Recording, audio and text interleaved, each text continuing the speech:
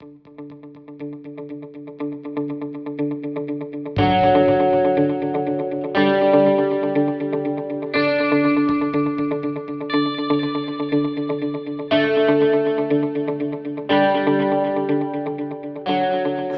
got 2020 upon us on the new year here. First day, January 1st here. We got the original. Whoa! Just hold on a sec. Don Cherry, we're sorry from all the real hockey fans out there. Go ahead, Brad. So we got the original George Brown Coach's Corner. We got Rock'em Sock'em Hockey. Apparently there's a part 3 that has made its way through. G Money, aka Gianni Rotundo. Hey Johnny. The quality has gone up. If you've noticed that our scenery around here has moved from a broom closet to actual real quality office space here, okay? But I don't know if the content is as raised as that. I think it's going downhill while the quality of the overall product is, I don't know. But here we are on January 1st. We had our ball hockey game against the kids. The kids came out the underdog. Or actually, sorry, were they the projected winner, or? You know, Bryan, you know,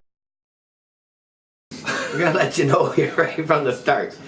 This is not what we want.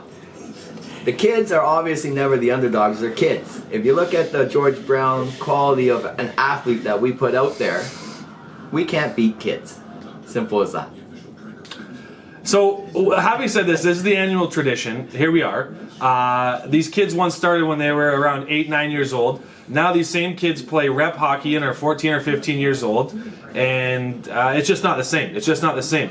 You know, and sometimes on January 1st, people come in and say, oh, you know, you got to go to church or have your thing. Well, I was telling Ford earlier, people might think he's religious because he was pretty holy in net today. But he did make some quality saves. And thankfully, there was 2 games, and the first had my offspring in it that was stellar goaltending, so the Swiss cheese Morland was only for the latter game. Shoutouts to Johnny Vale and Attila coming through today. Jazz Hands Johnny Vale was around and live and well.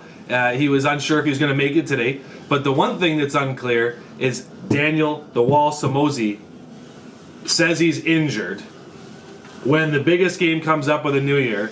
And what the coincidence he just happens to be injured on a day like today. Well, you know, you got the right guy for this because Daniel the Wall Samosa, you know, we can see what's going on with his game. It's been awful lately. And the last few times he's played, he's got lit up like the Christmas tree on Christmas Day.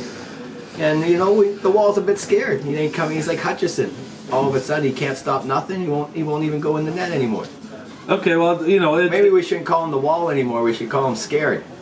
Well, apparently there was the underlying issue was that because he's Daniel the Wall Samozi, that he does have affiliations with Donald Trump, and then those are something that we all don't know about.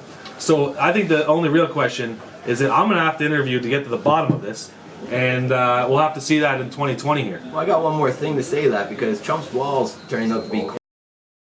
So I think just like Daniel the Wall Samozi himself. Is that where we're going with this? Maybe Trump and the Wall gotta invest some more money into this wall thing.